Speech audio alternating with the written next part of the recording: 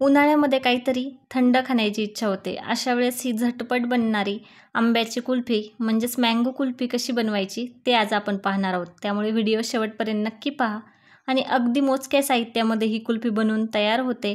यासाठी फक्त आंबा आणि दुधाचा वापर करणार आहोत। नमस्कार, भाग्यश्री कुकिंग चॅनलमध्ये आपल्या सर्वांचे खूप खूप स्वागत आहे। चला तर मग वेळ न घालवता रेसिपीला सुरुवात करूयात।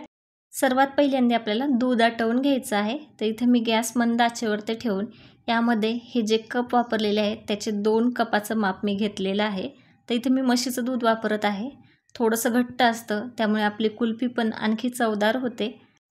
इथे कढईला दूध खाली चिकटवू नये म्हणून थोडंसं मी चमच्याच्या साहाय्याने हलवून घेते।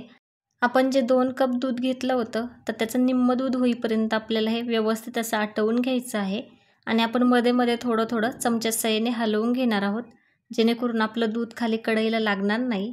इथे तुम्ही पाहू शकता मस्त असं आपलं दूध आटवून झालेलं आहे। आता आपण हे व्यवस्थित असं थंड करून घेऊयात।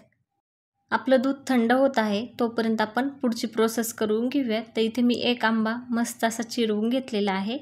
आता यामध्ये आपल्याला जितकं गोड हवं असेल त्यानुसार साखर टाकायची। तर ही साखर तुम्ही ज्यावेळेस दूध आटवता त्यावेळेस पण टाकू शकता किंवा ज्यावेळेस तुम्ही रस बनवता त्यावेळेस टाकू शकता। तर इथे मी एकदा व्यवस्थित असं फिरवून घेतले आणि आता इथे दूध थंड झालेलं आहे तर हे दूध पण मी टाकून घेतलेलं आहे। आता मस्त असं आपल्याला हे बारीक असं फिरवून घ्यायचं आहे। इथे तुम्ही पाहू शकता व्यवस्थित असं दूध एकजीव झालेलं आहे। आता इथे कुल्फीचं जे साचा आहे त्यामध्ये मी हे मिश्रण टाकून घेते। तुमच्याकडे जर साचा नसेल तर बाहेर जे चहा पिण्याचे कप असतात त्या कपमध्ये पण आपण ही कुल्फी बनवू शकतो। तर इथे मी सर्व व्यवस्थित असं टाकून घेतलेलं आहे। आपल्याला ही कुल्फी फ्रीजमध्ये रात्रभर सेट होण्यासाठी ठेवायची आहे, त्यामुळे फ्रीजमधलं पाणी आपल्या कुल्फीवरती पडू नये म्हणून हे फॉईल पेपरच्या साहाय्याने मी व्यवस्थित असं कवर करून घेते।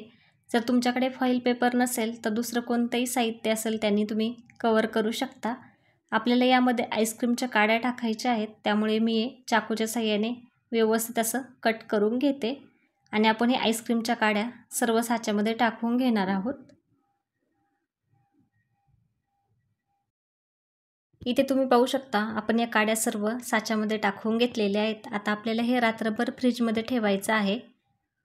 तर इथे दुसऱ्या दिवशी आपण चेक करूयात की आपले जी कुल्फी आहे ती व्यवस्थित अशी सेट झाली आहे का। मी सर्व फॉईल पेपर काढून घेते। तर आपल्याला वरून तरी सेट दिसते।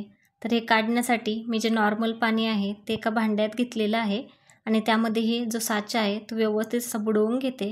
त्यामुळे आपली कुल्फी झटपट अशी निघून येते। इथे तुम्ही पाहू शकता मस्त आपली कुल्फी निघून आलेली आहे। तर या पद्धतीने कुल्फी एकदा नक्की करून पहा। खायला तर खूप अप्रतिम लागते आणि कुल्फी कोणाला आवडत नाही, लहानांपासून मोठ्यापर्यंत सर्वजण आवडीने खातील आणि उन्हाळ्यामध्ये कुल्फी खायची मजाच काहीतरी वेगळी असते। तर रेसिपी कशी वाटली हे कमेंटमध्ये सांगायला विसरू नका। व्हिडिओ आवडला असेल तर व्हिडिओला लाईक करा, शेअर करा आणि अजूनही चॅनलला सबस्क्राईब केलं नसेल तर नक्की सबस्क्राईब करा। धन्यवाद।